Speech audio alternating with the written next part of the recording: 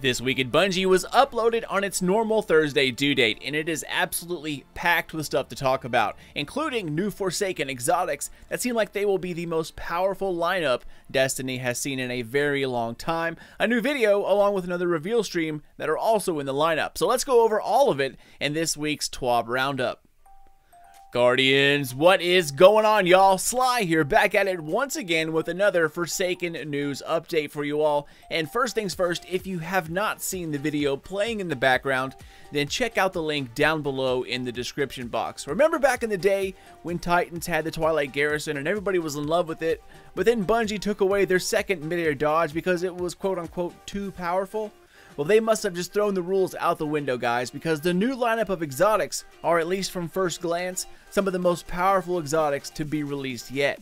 Hunters with double dodge, along with weapons that can see through walls, line rifles that leave explosions in their wake, a chest piece that causes enemies to explode while getting a precision kill with any kinetic weapon, boots that reflect back all projectiles when you slide, causing them to not only bounce off of you, but then return directly back to the person who shot it at you. And how about that new line rifle like Cold Heart? I mean, not only can it be used like a normal line rifle, but on top of that, it lays down a burning line of solar fire that not only keeps burning, but after a short period of time explodes, killing everything near it. So, does this mean Twilight Garrison gets its second mid-air dodge back confirmed? Well, I don't know if it's going to come back to D2, but if it does, I have absolutely no reason to see why it would not. I mean, there are some pretty powerful exotics already in the game. Add the new ones to the mix, and ones we don't even know about yet, and I think we are in for the most devastating lineup of new gear to date. Forsaken is shaping up to be everything the community and I myself have been waiting for. Now, if you're a fan of the channel, then you already know that Dreaming City is something I am absolutely incredibly stoked for.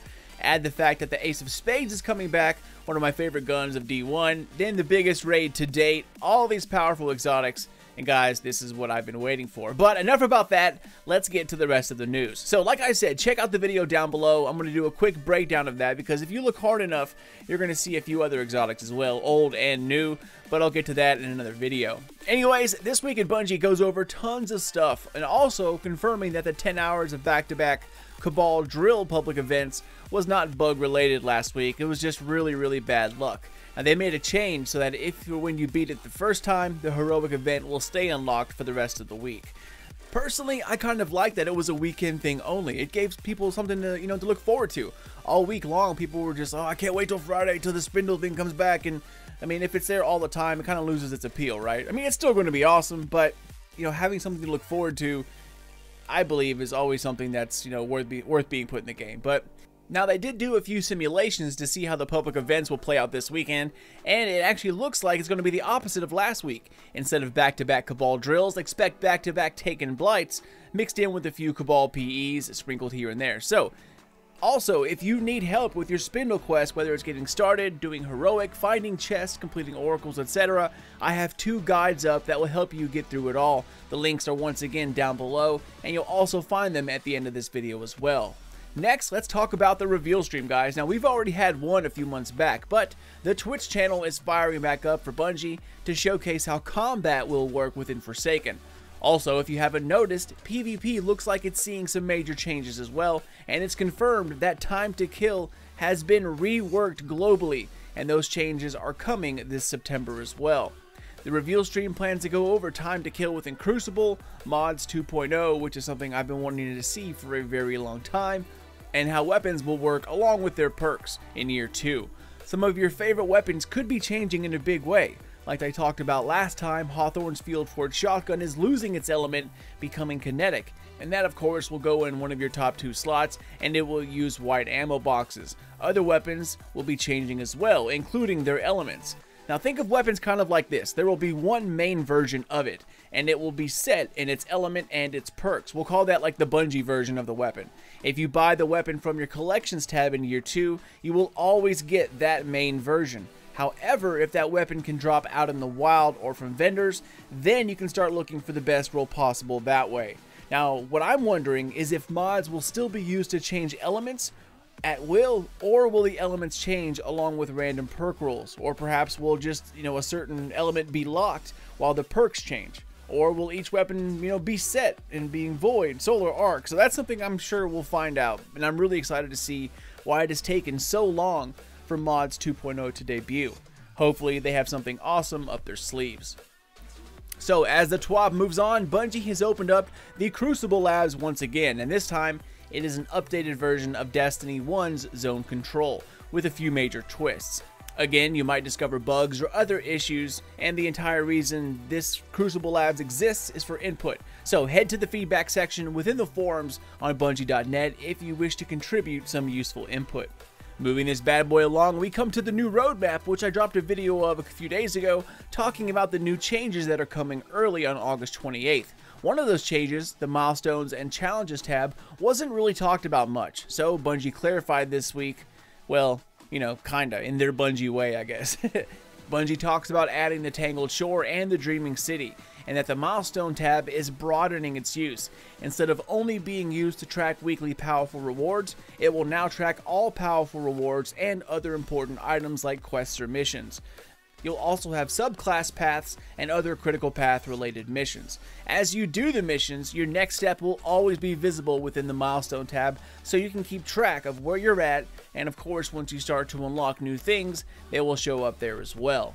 Now on top of the new Milestone menu, the Challenges tab will also help you in keeping track of how to earn powerful engrams and rewards within Forsaken. It will include quests and bounties, and also a new type of quest or mission called Mysteries, something that already has me intrigued just by the name alone. And Mysteries might be the way that Bungie intends to add the in-game lore they talked about within this new roadmap.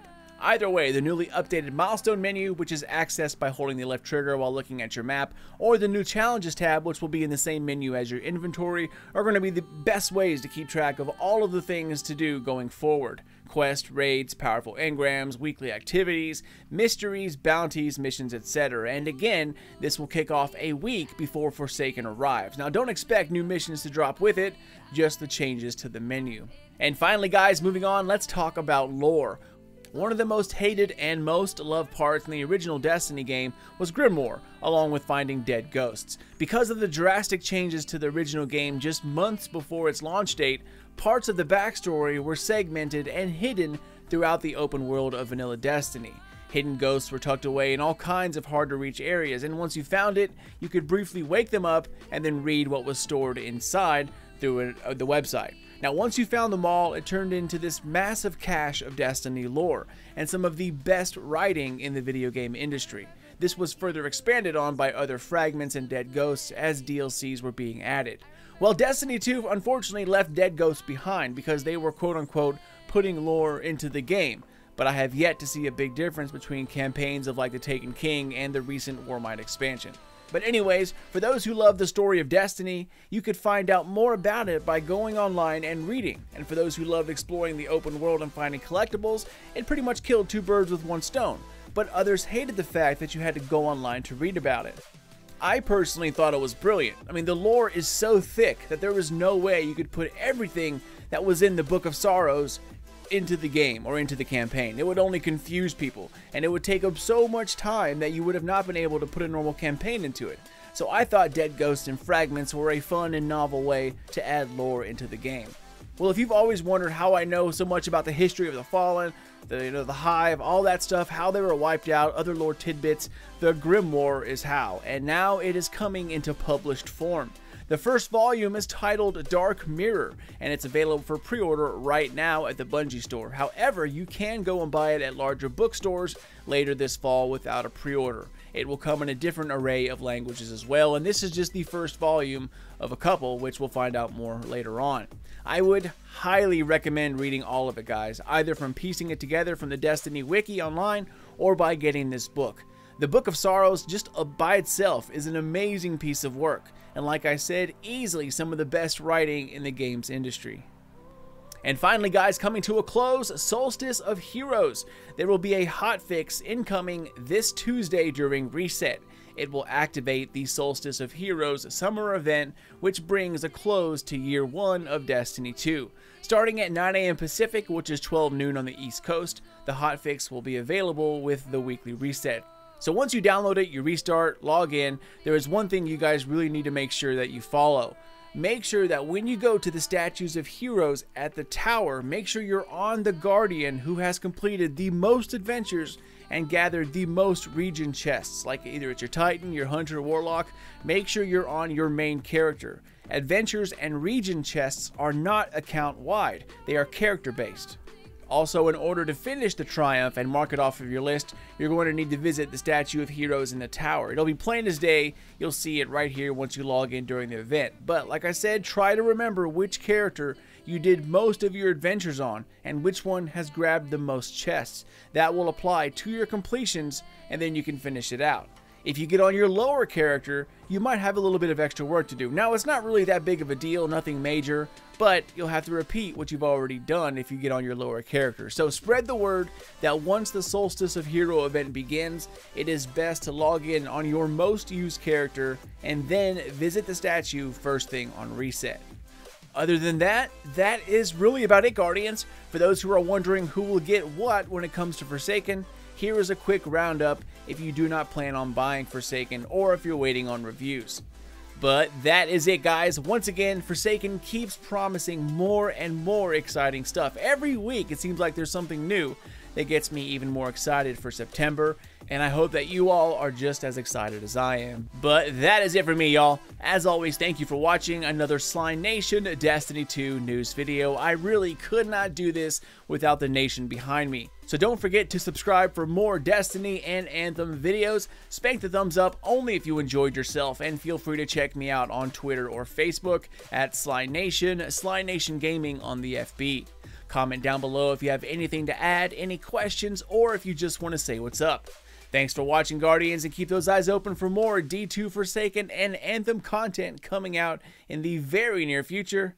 But until then, this is your dude Sly, and I'll catch you all next time.